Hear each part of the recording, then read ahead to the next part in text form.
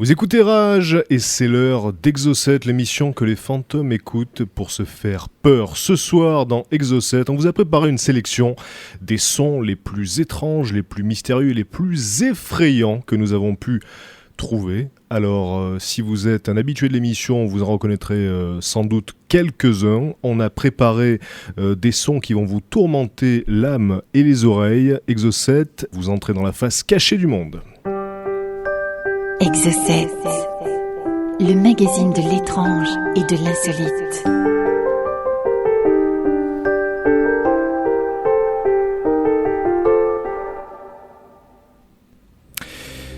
Alors on va démarrer avec un phénomène dont on a déjà parlé dans cette émission, mais à chaque fois qu'on l'évoque, il ne manque pas de faire frissonner les auditeurs. Je veux parler des radios de nombre. Alors les radios de nombre sont des radios à ondes courtes dont on ne connaît pas la provenance, et ce sont des radios qui diffusent des voix masculines, des voix féminines, parfois des voix d'enfants, qui énoncent des suites de chiffres, des suites de mots, des suites de lettres, qui ressemblent à des codes. Et ces radios de nombre sont connues depuis la Première Guerre mondiale, depuis elles n'ont jamais cessé d'émettre, et on peut même dire qu'elles ont augmenté d'ailleurs depuis les années 90, et on a quand même quelques indications sur la provenance de certaines de ces radios. L'explication la plus communément admise, c'est qu'elles sont utilisées par des espions pour envoyer des messages codés. On a pu le prouver au moins une fois en 1998 lors de l'arrestation d'espions cubains par le FBI. On pense aussi que les trafiquants de drogue s'en servent pour communiquer, mais la grande majorité des radios de nombre restent mystérieuses. Alors à force d'émettre, certaines sont même devenues célèbres dans les milieux initiés. On leur a même donné des noms comme English Woman, Swedish Melody ou Skylark. Et bien évidemment, ces radios de nombre qui, je le rappelle, sont émises dans des dizaines de langues, ont été récupérées par la pop culture. Alors, dans la musique d'abord, puisqu'on trouve pas mal de groupes qui ont intégré des samples de ces radios mystérieuses à leurs morceaux, notamment des groupes comme Porcupine Tree ou Boards of Canada. On retrouve également des références dans certains films et dans certaines séries, en particulier dans Lost, pour citer l'exemple le plus récent, pour ceux qui connaissent la série. Donc dans Lost, il y a une radio qui émet en boucle, dans laquelle on peut écouter une série de chiffres. Et donc ces radios, leur particularité, si elles font frissonner quand on les écoute, c'est parce que donc les voix qu'on peut y écouter sont souvent très froides, très mécaniques, très fantomatiques. Et on va écouter à présent un extrait de la Number Station nommé Swedish Rhapsody, dont la voix d'enfant est particulièrement dérangeante. Ça dure 47 secondes.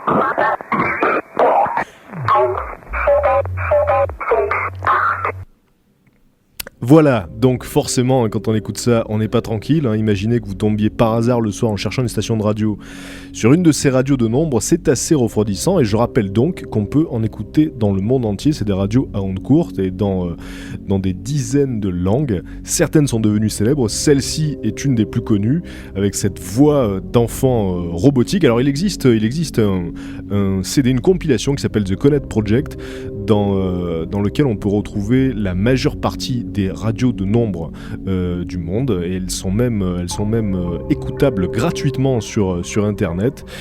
Donc voilà, la prochaine fois que vous écouterez ce type de choses, parce que ça peut arriver, on peut tomber dessus, vous saurez à peu près à quoi vous en tenir, même si en grande partie elles restent mystérieuses. Alors le deuxième son que j'ai sélectionné pour vous ce soir a été baptisé le son de l'enfer. Et derrière ce son, il y a Une longue histoire, une légende basée sur un fait totalement réel. En 1962, des chercheurs de l'Union soviétique entament un projet de forage sans précédent pour atteindre la zone brûlante et méconnue qui se trouve entre la croûte et le manteau terrestre. Cet endroit est si profond que les Russes durent inventer de nouvelles façons de creuser. Mais malgré leurs efforts, qui durèrent plusieurs décennies, ils ne purent jamais atteindre leur but. Ce projet avait pour nom le gouffre super profond de Kola. Alors le projet fut mené en parallèle avec la course à l'espace, qui était une période de compétition assez intense entre les États-Unis et les USA. On était en pleine guerre froide. Les Américains envisagèrent leur propre forage, leur propre super forage qui devait creuser directement le sol de l'océan, mais les moyens ne furent pas suffisants. Alors de 62 à 65, les Russes cherchèrent le meilleur endroit pour creuser et ils choisirent la péninsule de Kola qui se trouve au nord-ouest de l'Union soviétique. Pendant 5 années supplémentaires, ils conçurent puis installèrent l'énorme système de forage. Il y a un certain nombre de puits parallèles qui ont été creusés à partir du gouffre central et le plus profond a été nommé SG3. Il s'enfonce à 12 km sous la croûte terrestre. La foreuse a creusé 24 ans pour atteindre cette profondeur, 24 années, et elle a été arrêtée en 1994 à seulement 2,5 km du but initial qui était de 15 km. Alors les Russes ont ramené de nombreux échantillons de minéraux ultra profonds et ils ont trouvé 24 espèces de micro-fossiles qui ont résisté à la chaleur et à la pression de manière incroyable. Mais un des points les plus intéressants du gouffre de Kola, c'est qu'il a engendré une légende très inquiétante. Alors cette histoire dit qu'après avoir creusé 12 km, les Russes sont tombés sur une poche d'air. Alors évidemment, intrigués par cette découverte, ils font descendre un micro résistant aux grandes chaleurs dans le trou, ainsi que d'autres dispositifs de captation. La température dans cette zone, toujours selon cette histoire, cette légende, était de 2000 degrés et les chercheurs purent entendre ce qui ressemblait à des hurlements de damnés. Alors des tabloïds américains ont commencé à propager cette histoire et des enregistrements de ce que les Russes avaient entendu circulèrent sur l'internet. On raconte même qu'une créature ailée s'était échappée du trou avant de disparaître dans le ciel russe.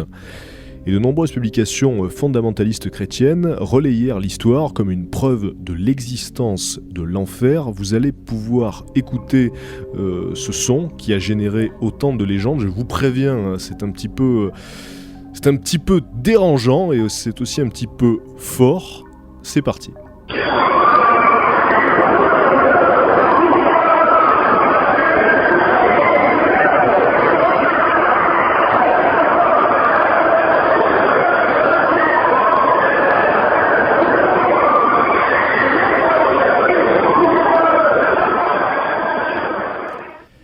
Voilà, donc c'est vrai que si on imagine l'enfer peuplé de damnés qui hurlent, ça se rapprocherait de ça, je pense. Donc imaginez la terreur de tous les fondamentalistes chrétiens qui ont entendu ce son, à qui on l'a présenté comme une preuve de l'existence de l'enfer. Forcément, là, ça te coupe l'envie de pécher. Et pour terminer ma partie, le troisième son que je vous ai sélectionné, c'est pas le plus effrayant, loin de là, c'est même un son qui pourrait paraître totalement anodin, mais avec l'histoire qu'il y a derrière, il prend une toute autre ampleur. Ce son, c'est le bloop. Alors le bloop, c'est le nom qui a été donné à un bruit, un son d'ultra basse fréquence qui a été détecté par l'administration fédérale américaine des océans et de l'atmosphère. En 1997, durant l'été 97, l'origine de ce son, encore aujourd'hui, demeure inconnue. Alors, ce son a été localisé au large de la côte sud-ouest de l'Amérique du Sud. Il a été détecté par un réseau, le réseau hydrophone autonome de l'océan Pacifique équatorial. Et ce réseau hydrophone utilise un équipement qui était destiné à l'origine au repérage des sous-marins soviétiques. C'était un équipement développé par la Navy. Alors d'après la description du NOAA, donc l'administration américaine des océans, le son monte rapidement en fréquence sur environ 1 minute et a une amplitude suffisante pour être détecté par plusieurs senseurs sur une portée de plus de 5000 km. Alors le son s'approche très très fortement du profil audio d'une créature vivante, mais il n'y a aucun animal connu qui pourrait avoir produit ce son. Si c'était un animal, il serait absolument gigantesque, plus grand que la baleine bleue, d'après les scientifiques donc, qui ont étudié le phénomène et qui ont écouté ce son.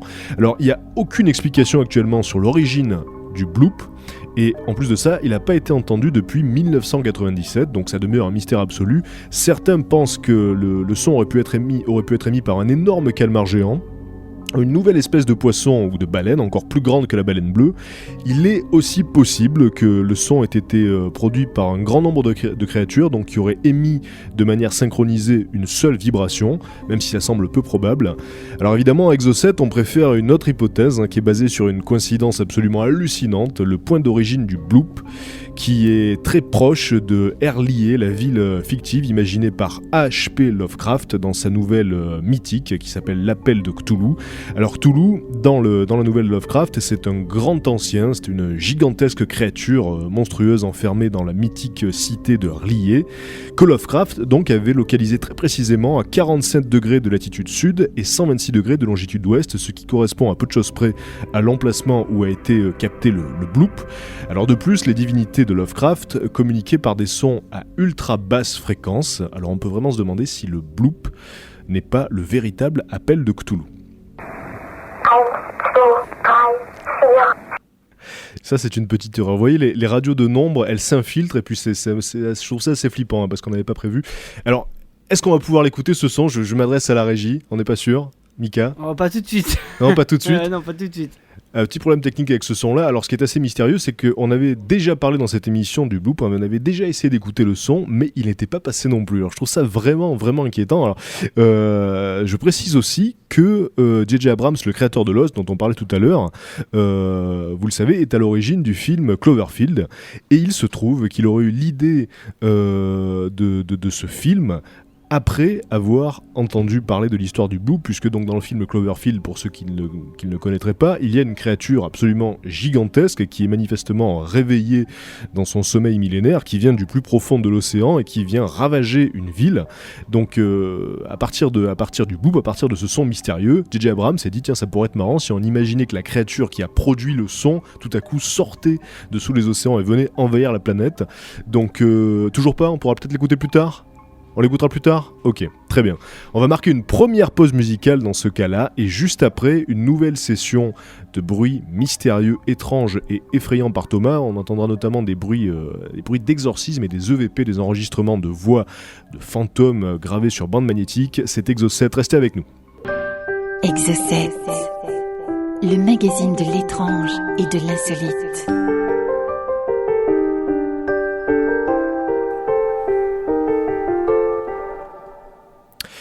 Ce soir dans Exocet, on vous adressait une liste des sons les plus étranges, les plus mystérieux, les plus effrayants dans la première partie de l'émission. Vous avez pu écouter une radio de nombres, donc ces radios mystérieuses dont on ne connaît pas l'origine, qui sont composées de voix robotiques qui énoncent des chiffres, des lettres, des codes bizarres.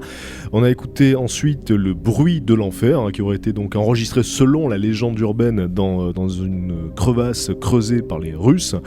Et donc, on n'avait pas pu écouter le bloop à cause d'un petit souci technique, mais ça va être réparé là à présent. Donc le bloop, je le rappelle, c'est ce son sous-marin à ultra basse fréquence qui a été capté dans l'océan Pacifique, et qui, s'il est émis par une créature animale, proviendrait d'une bête absolument gigantesque, beaucoup plus grosse encore que la baleine bleue. On ne sait pas d'où vient ce son, et depuis 1997 on ne l'a plus écouté, donc on va l'écouter. Alors je vous préviens, c'est pas très net, c'est pas très clair, mais sachez que ça a été capté à plusieurs milliers de kilomètres, et que donc si vous étiez un spécialiste, vous comprendriez à quel point donc c'est hallucinant. On va écouter ça.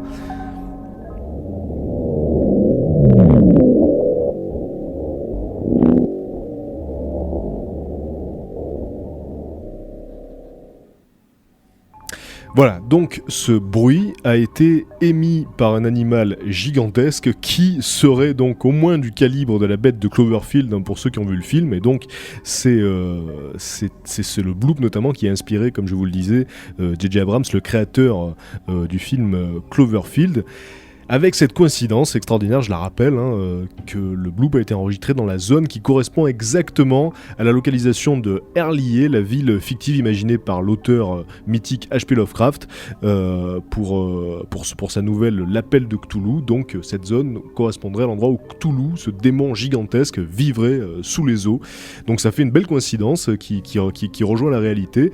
Et à présent, on va passer à des sons particulièrement effrayants. Je vous préviens, on va monter en régime avec les sons de Thomas et on va démarrer tout de suite avec les fameux EVP.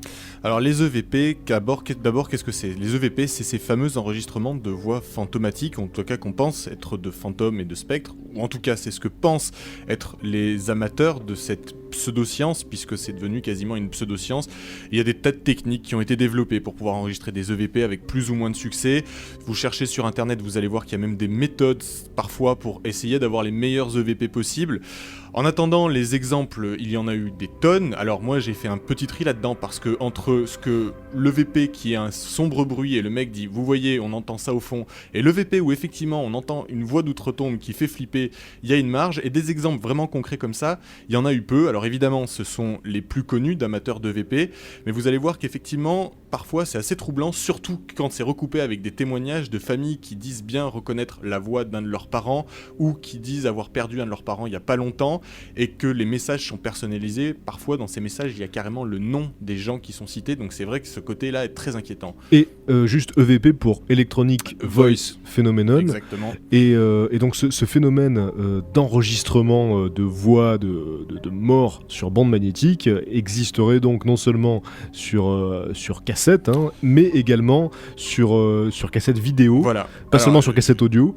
De toute façon, donc c'est des phénomènes qu'on peut capter grâce à divers supports d'enregistrement. Alors évidemment, les vidéos c'est encore plus impressionnant, mais à la radio ça n'a pas beaucoup de sens. Ce qu'il faut savoir, c'est que parfois les deux se rejoignent, c'est-à-dire que lors d'une même séance d'enregistrement, on arrive à capter un son super clair, et notamment dans l'une des histoires qui est une des histoires troublantes de ces EVP, des sons super clairs de gens qui parlent, d'outre-tombe, et en même temps des images fantomatiques qui apparaissent sur les écrans. Après, reste à savoir si ces témoignages sont fiables, si c'est vrai, mais en tout cas, si les histoires qui sont derrière existent vraiment, c'est des phénomènes vraiment très très troublants. Et moi, je vous invite à écouter le premier son qui est extrait de ces EVP. Vous allez voir que ça fait des petits frissons dans le dos. Voilà, alors là on reconnaît distinctement comme une voix humaine, on sent qu'il y a une fréquence vocale. Alors évidemment, comme pour beaucoup de VP, les choses s'interprètent. Donc pour les gens qui ont entendu ce son, eh bien il s'agit d'un de leurs parents, leur oncle qui est mort il n'y a pas longtemps et qui leur dirait « j'ai survécu », « I've survived » en anglais. C'est vrai qu'une fois que vous avez le sens du texte, on s'en rend plus compte des choses. Sur le deuxième son que vous allez entendre, c'est un vieux qui dit à sa veuve « I love you », qui serait mort 2 semaines avant que ce message soit enregistré. Ah voilà, oui, donc, oui, celui-là effectivement, c'est relativement troublant. Ce troisième EVP, c'est l'histoire de 2 frères qui ont disparu. On a retrouvé le corps d'un des frères, en tout cas c'est ce que dit l'histoire. Le corps du second frère a juste disparu, on n'a jamais retrouvé le corps. La famille a pensé pendant longtemps que le deuxième était mort en même temps que son frère. Et apparemment, le témoignage donc, du frère mort d'outre-tombe contredirait la chose, puisque dans son message, il dirait « Braden's not dead », donc Braden n'est pas mort. Et vous allez voir que dans le son, on entend clairement ça. Voilà, donc si vous le tirez bien, on a bien ce « Braden's not dead ». Alors, le truc, c'est qu'effectivement, on peut se dire à l'écoute de ces bruits-là qu'on peut interpréter beaucoup de choses. Et d'ailleurs, on peut interpréter beaucoup de choses, c'est sûr. D'ailleurs, on comprend ce qui a été dit a posteriori, une fois qu'on nous a dit ce qu'on était censé entendre. Mais, logiquement, si on laisse tourner une bande magnétique dans le vide, il n'y a juste rien du tout sur la bande. Voilà. Or là, il y a des trucs.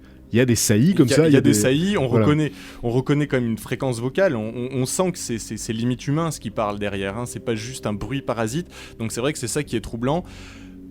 Cet extrait-là, c'est un papa qui dit à sa famille nous sommes ok, enfin ici tout va bien, et on t'entend grand-mère de là où nous sommes, et donc c'est en anglais we are okay, we are you mommy, et vous allez voir aussi que c'est assez troublant.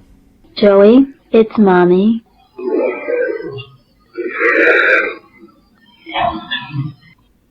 Donc Voilà. évidemment, la première personne, c'est pas un EVP, c'est quelqu'un qui parle avec cet EVP Ouais. et donc qui a une réaction vocale sur bande magnétique. Donc autour d'elle, il n'y a absolument aucun son. Quand ils écoutent la bande, la femme pose la question et il y a ce son qui ressort sur la bande. Alors là, beaucoup d'appels de gens qui nous disent qu'ils ont déféqué à l'écoute de ce dernier son, puisque c'est vrai que les EVP, on sait à quel point c'est un point sensible. Il y a des gens qui craignent beaucoup ça. Et moi, le premier d'ailleurs, tout ce qui est sonore, d'une manière générale, ça me rend assez nerveux. Et là, c'est vrai que bon. Et par contre, on en a assez peu de français. C'est en a très peu de français. un phénomène qui est très répandu aux États-Unis. Voire quasiment pas. Alors, soit parce que les sons français ne sont pas disponibles et diffusés largement, et donc peut-être que des gens chez eux ont des sons d'EVP, c'est possible. De toute façon, le phénomène, je dirais, de mode EVP n'a pas vraiment beaucoup pris en France. Il y a peu de gens quand même qui sont adeptes de cette pratique-là, alors que c'est vrai que des ressources en anglais, il y en a des tonnes. Si vous cherchez sur Google en anglais, vous allez trouver vraiment des tonnes de sites qui vont vous expliquer comment enregistrer les EVP, avec quel matériel, comment le faire avec votre téléphone mobile, votre ordinateur portable. Donc voilà, les ressources sont beaucoup plus riches en anglais à ce niveau-là. Et il y a un film d'ailleurs, un film qui a été fait avec Michael Keaton, s'appelle White Noise, La Voix des Morts en français. Donc c'est dire si le phénomène est populaire, puisque donc un film en a été Et il y a tiré. une association américaine qui s'appelle l'AAVEVP, qui est l'American Association pour les EVP, donc qui a un site internet et qui est lui largement consulté. Les deux derniers EVP, on va les écouter les uns à la suite des autres. Dans le premier, vous devriez entendre un petit Hi Mom, qui est le cri d'un jeune garçon qui est mort dans un accident de voiture. Et dans le tout dernier, vous devriez entendre Hi Kalaya, qui est le nom de la nièce d'un homme qui est mort et donc qui parlerait à sa nièce.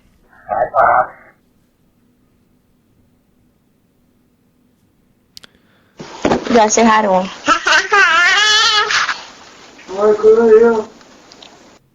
Donc voilà, vous entendez le bébé qui crie, le Oh là deuxième Hi Kalaya, donc ça serait un EVP enregistré sur bande directement. Non, c'est terrible. Ah, ça c'est terrible. Et c'est terrible. C'est très mauvais. On imagine la scène en plus. On imagine le magnétophone posé sur la table et puis tout à coup, là, non, ça c'est mauvais. Ça. La mère qui dit au bébé dis bonjour à ton oncle, machin. Ouais. Le bébé qui sourit à moitié, cette petite voix d'outre-tombe qui sort derrière. Ouais. C'est assez impressionnant. Alors, dans les sons bizarres, il y en a d'autres qui sont aussi largement flippants.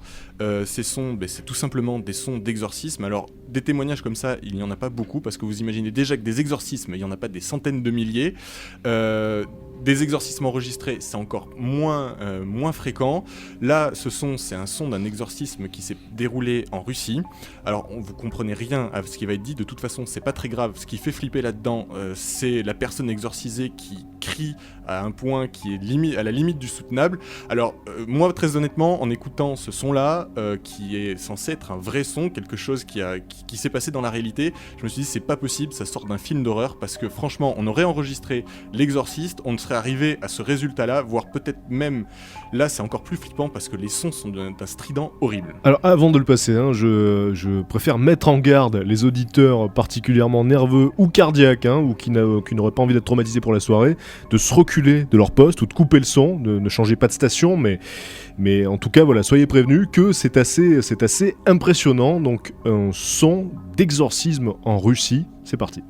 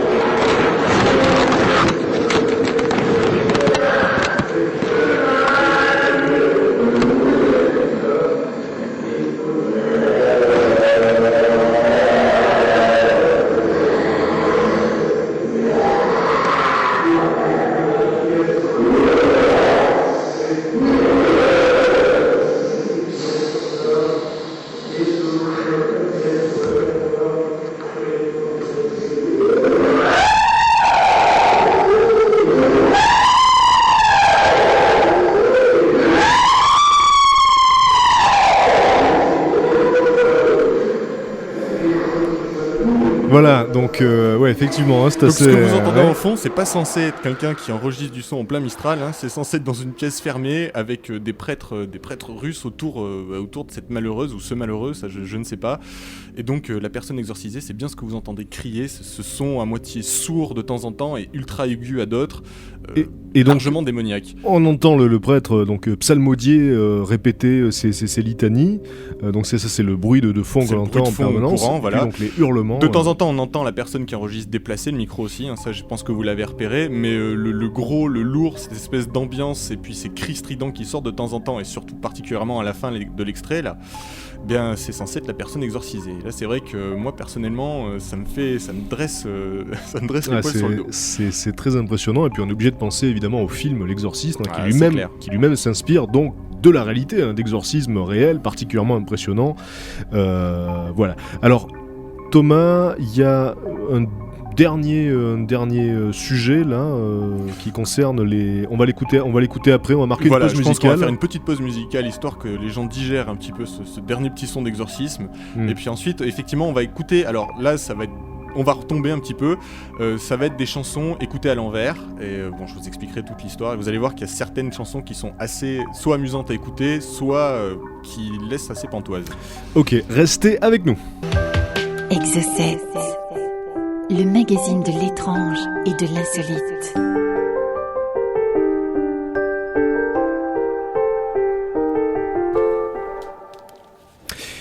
Vous écoutez toujours Exocet. Ce soir, l'émission est consacrée aux sons étranges, mystérieux, effrayants à souhait. Ceux qu'on vient d'écouter sont particulièrement impressionnants, on va dire. On a écouté donc le son d'un exorcisme en Russie avec des cris inhumains donc, qui provenaient de la personne exorcisée. Et juste avant, on avait pu écouter des EVP, donc des enregistrements sur bande magnétique, des enregistrements censés provenir de spectres, d'esprits, de fantômes. Alors il y en a certains qui sont assez impressionnants. Et à présent, donc, on va passer à quelque chose d'un peu plus léger, mais de tout aussi mystérieux. Il s'agit de chansons à l'envers. Oui, alors c'est un phénomène qui est pareil, surtout à la mode aux États-Unis, qui a été à la mode surtout à une époque où l'Église voulait absolument prouver que le rock'n'roll était satanique. Donc quel meilleur moyen que de prendre un disque, enfin quel meilleur moyen, en tout cas ils avaient trouvé celui-là, que de prendre un disque, le diffuser à l'envers pour essayer de découvrir des messages cachés, messages sataniques. Alors beaucoup d'artistes ont joué de ça, vous allez voir dans les extraits que certains ont carrément fait exprès et certains ont même réussi avec génie à faire des choses qui à l'endroit sont cohérentes et à l'envers donnent des choses assez surprenantes. Le premier extrait que je vais vous passer, c'est sans doute le cas le plus atypique de ces chansons à l'envers puisque c'est la chanson Stairway to Heaven qui est tout simplement quasiment dans son intégralité écoutable et audible à l'envers. Alors évidemment certains passages sont assez curieux. Donc là, le passage que je vais vous passer, ça va être un des plus longs. Je suis désolé pour ceux qui ont les plus petites connaissances en anglais, ils vont avoir du mal à comprendre cet extrait. Je vous rassure, ça dure quand même pas plus de 15 secondes. Je vous ai pris le meilleur extrait. Alors vous allez voir, vous allez entendre sur le premier extrait, donc la chanson dans sa version originale, vous allez tous la reconnaître. Et en deuxième, eh bien, si vous comprenez l'anglais, vous allez voir qu'il parle clairement de Satan, qui les amène sur le chemin de la débauche et de la tristesse. T'as dans les sa boîte à paroles, outils. J'ai les précises paroles précises. Donc les paroles à l'envers, elles disent « Oh, here is my sweet Satan ». Donc voilà mon Satan. « The one whose little path will make me sad, whose power is Satan. I will give those with him 666. There was a little soul shed where they made us suffer, sad Satan. » Donc la dernière phrase, il y a une cabane à outils dans laquelle il nous amène et nous fait souffrir, triste Satan. Et vous allez voir, donc on va d'abord écouter la version originale. If there's a bustle in your hedgerow on there, it's just a sprinkling for the May Queen. Yes, there are two paths you can go by, but in the long run, there's still time to change the road you're on. Et donc là, tout de suite, l'extrait à l'envers, et vous allez voir que c'est extrêmement troublant.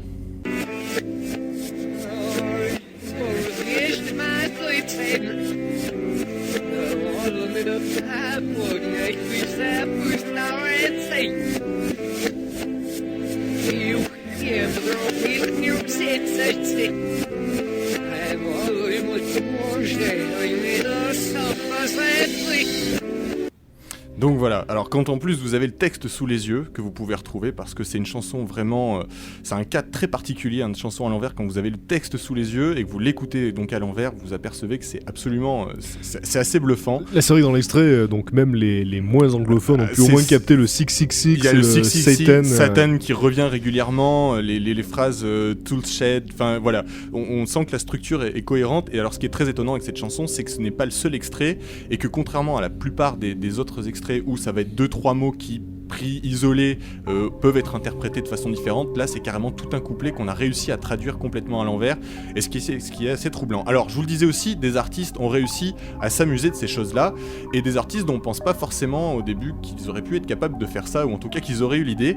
La chanson que vous allez entendre, c'est une chanson très connue d'Eminem, My Name Is. Vous allez voir qu'à l'endroit, elle ressemble à la chanson My Name Is, et qu'en fait si on a la bonne idée de la passer à l'envers, et ça a été calculé et fait exprès par Eminem, on entend clairement qu'en fait il a fait une chanson sur son propre nom, enfin vous allez comprendre. Donc on écoute la version originale.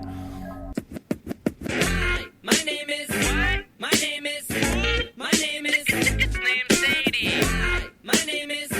My name is. My name is. Its name's Sadie. Donc voilà, donc ça c'est le refrain original. Et à l'envers, vous allez voir qu'il a réussi à faire un petit jeu de mots. À l'envers, ça va dire It is Slim, it's Eminem, et ça va être répété en boucle comme ça.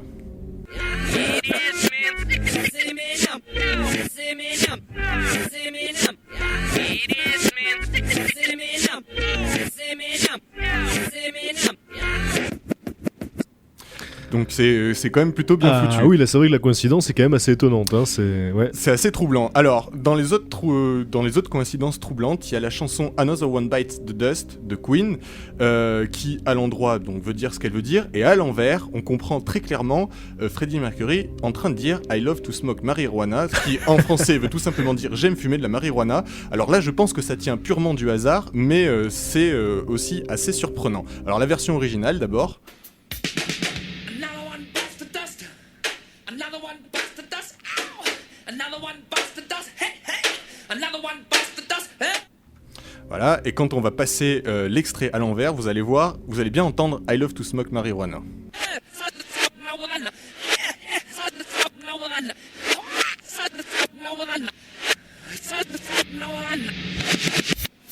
Donc la phrase d'ailleurs c'est plutôt It's fun to smoke marijuana plutôt que I like to smoke marijuana. Donc voilà, un autre exemple assez bizarre. Alors il y en a eu d'autres, il y a eu Eagles aussi dans Hotel California. Donc dans la version originale, le texte est à peu près normal. À l'envers, vous devriez entendre Satan he hears this, he had me believe. Donc on va écouter la version originale que vous allez reconnaître. Et la version à l'envers, où donc vous allez entendre ce fameux Satan he hears me, he hears this, he had me believe.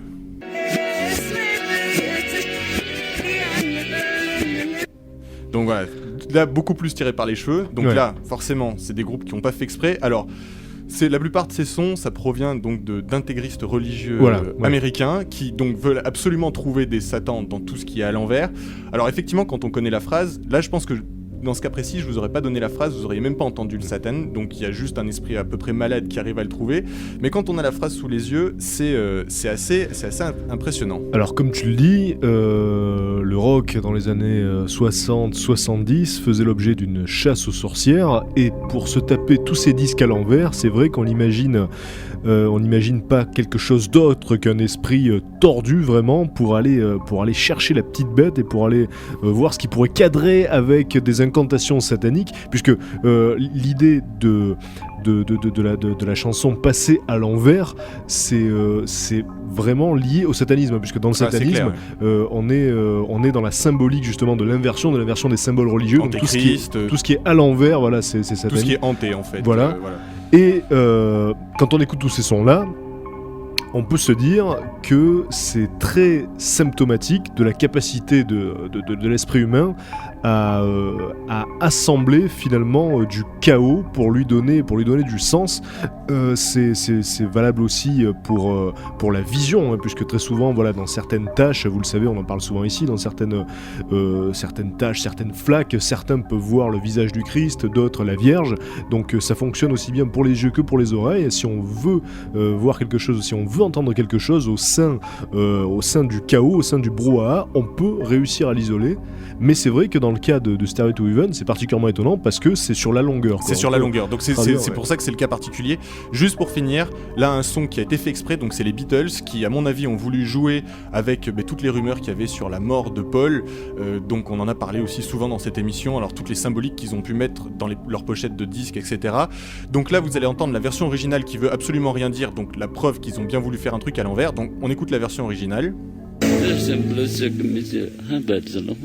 Donc voilà, donc ça on trouve ça sur le disque des Beatles, c'est absolument inintelligible, ça veut absolument rien dire du tout, mais quand on s'amuse à le passer à l'envers, vous allez voir ce que ça dit. Donc c'est Paul is a dead man, miss him, qui en fait a été mis d'abord enregistré bizarrement, puis mis à l'envers. Et donc là, les Beatles, pour le coup, ont fait clairement exprès, se disant que quelqu'un allait bien s'amuser, puisque c'était la mode à l'époque, à mettre les disques à l'envers et relancer comme ça la polémique sur est-ce que Paul était mort ou pas. Alors c'est vrai que Paul is Dead, c'est encore un tout autre sujet, très vaste, puisque donc les fans des Beatles ont repéré des tas d'indices qui tendraient à montrer que Paul McCartney en fait serait un sosie, que l'original serait mort donc il y a une quarantaine d'années, et donc ils ont trouvé des tas comme ça d'indices à la fois sur les pochettes et sur des passages mis à l'envers. Donc encore une fois, je pense que ça aussi c'est très représentatif de cette tendance qu'on a à capter des sons là où il n'y en a pas forcément. En tout cas, ça fait toujours son petit effet. On va marquer une dernière pause musicale et juste après, on passera aux insolites de la semaine. Restez avec nous. Exocet, le magazine de l'étrange et de l'insolite.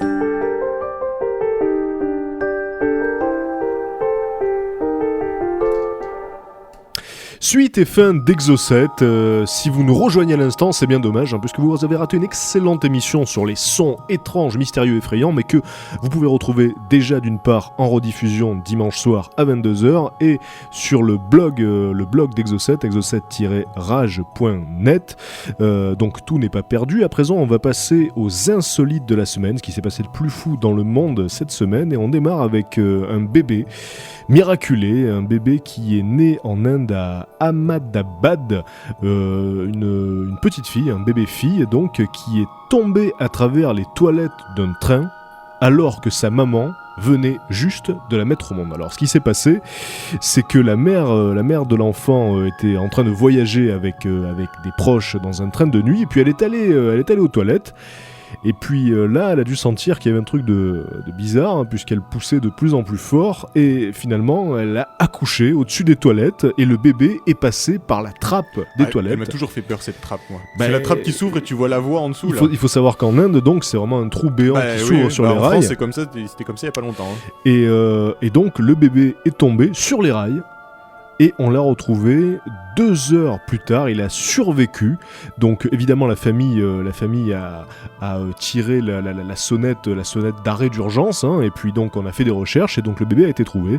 Il était presque à 2 heures de là sur les rails, et donc encore une fois la petite fille a survécu. Elle n'a pas encore de nom, cette petite fille, mais je crois sincèrement qu'ils pourront l'appeler Lara Croft, celle-là.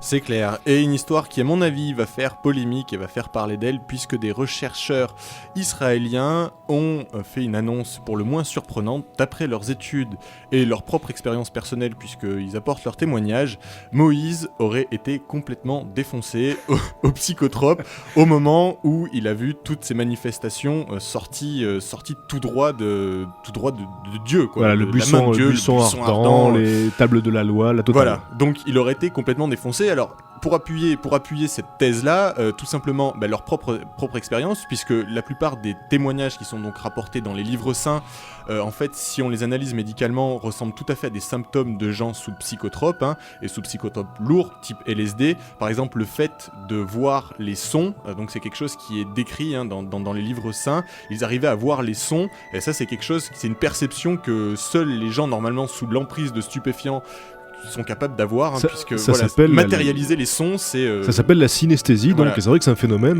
qui est induit par les psychotropes. Voilà, qui est normalement propre aux gens qui consomment des drogues. Et puis, la vérité historique aussi, d'après eux, à l'époque où Moïse vivait, les psychotropes n'étaient pas forcément vus d'un si mauvais œil que dans notre société moderne. C'était quelque chose qu'ils consommaient régulièrement, un petit peu comme dans les sociétés primitives aujourd'hui. Donc nous, évidemment, à ce niveau-là, on a évolué, les lois de la société ont changé, donc on a interdit ces psychotropes. Mais c'est vrai que si on se rebase dans le contexte de l'histoire, à cette époque-là, il n'y avait aucune raison que ça soit interdit, et à leur avis, et à l'avis de nombreux scientifiques, eh bien, c'était une habitude de consommer ces drogues. Donc Moïse a certainement abusé un soir de ces substances avant de témoigner de toutes ces choses étonnantes. Alors, cette thèse n'engage évidemment que les chercheurs qui l'ont formulée, mais c'est vrai que dans la Bible, donc, on parle beaucoup d'acacia, et donc l'écorce d'acacia aurait des effets psychotropes comparables à l'ayahuasca utilisée par les chamans amazoniens. Donc effectivement, la thèse est assez intéressante. On termine, Thomas, avec l'histoire d'un maire qui interdit formellement à ses habitants de mourir. Pour cause, il n'y a plus de place dans le cimetière, donc le seul moyen d'empêcher les gens de mourir, c'est un arrêté municipal. Alors je vous rassure tout de suite, ça se passe en France, ce qui est pour le moins étonnant. Parce ça ne nous rassure pas tellement. Non, en fait non, mais c'est pas le mot que je cherchais. Alors effectivement, on peut se dire que c'est étonnant, parce que justement, moi j'aurais pensé que c'était dans un pays un peu curieux que ce genre de loi aurait pu être voté. Ben non, c'est dans une ville pas loin de Bordeaux que cette décision a été prise. Donc le maire a pris un arrêté municipal. La raison est simple, il n'y a plus de place pour enterrer les morts, le cimetière est plein à ras-bord. Le maire lui-même a plus de 70 ans, donc il se sent directement concerné par son arrêté municipal, et pourtant il n'a pas eu d'autre choix, et grâce à cet arrêté municipal, les gens qui meurent sur sa commune, eh bien, sont automatiquement enterrés dans une commune voisine, puisqu'il est interdit de mourir sur le seuil de la commune. Alors ce qui est rigolo, par contre, c'est que on risque une amende si on meurt sur la commune, puisque évidemment un arrêté municipal s'accompagne forcément de sanctions, et donc il y a une amende symbolique, mais donc si on meurt dans cette petite ville près de Bordeaux, eh bien on reçoit une amende par arrêté préfectoral. Alors c'est pas la première fois que ça arrive, hein, c'est déjà arrivé en France, c'est déjà arrivé en Italie, c'est absolument surréaliste, mais ça arrive, et donc le maire est très sérieux, hein, il dit non, je rigole pas du tout. C'est très sérieux. Ça semble pas croyable, et en tout cas on se demande si les gens se retiennent de mourir, tu vois. Non, je veux pas d'amende. Bon. Voilà, c'était Exocet, j'espère que cette émission vous a plu. Je vous rappelle que vous la retrouverez en rediffusion dimanche à 22h, juste après sur Rage, c'est la récréation suivie de Rage part en live. Vous quittez la face cachée du monde, mais vous restez sur Rage. À la semaine prochaine.